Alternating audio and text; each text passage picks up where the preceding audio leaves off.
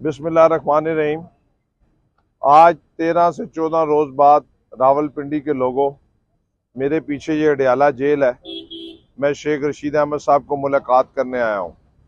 पिंडी वालों, शेख रशीद ने आज ये कहा है मुझे कि बाहर जाके ये कहना है कि मैं किसी करप्शन के केस में आज अंदर नहीं हूँ।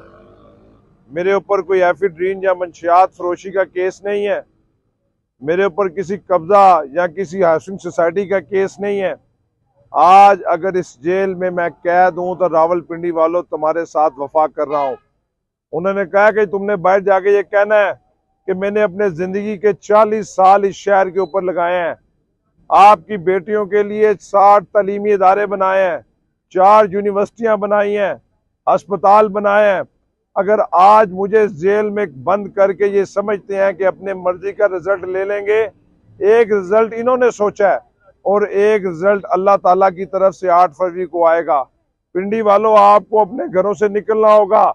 72 साल की उम्र में एक 8 दफा मेंबर पार्लियामेंटेरियन अडियाला जेल में बैठ के आप लोगों से ये कह रहा है कि मैं खून के आखिरी कतरे तक अपने दोस्त के साथ दोस्ती निभाऊंगा।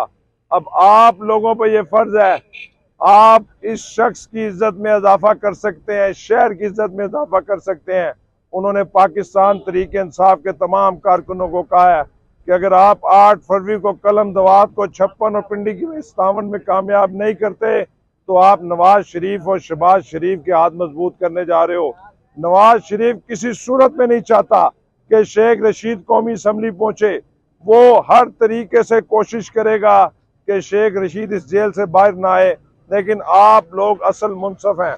आप अपने वोट के ताकत के जरिए कलम दवात पर मोड़ लगाएं और शेख रशीद अहमद को कौमी असम्बली पहुंचाएं और रावलपिंडी की इज्जत में इजाफा करें। इंशाअल्लाह ताला अल्लाह और नबी के सदके शेख रशीद असली और नस्ली होने का सबूत दे रहा है। अब आपने भी असली और नस्ली होने का सबूत देना है और 8 फरवरी को कलम दवात को कामयाब कराना है। शुक्रिया।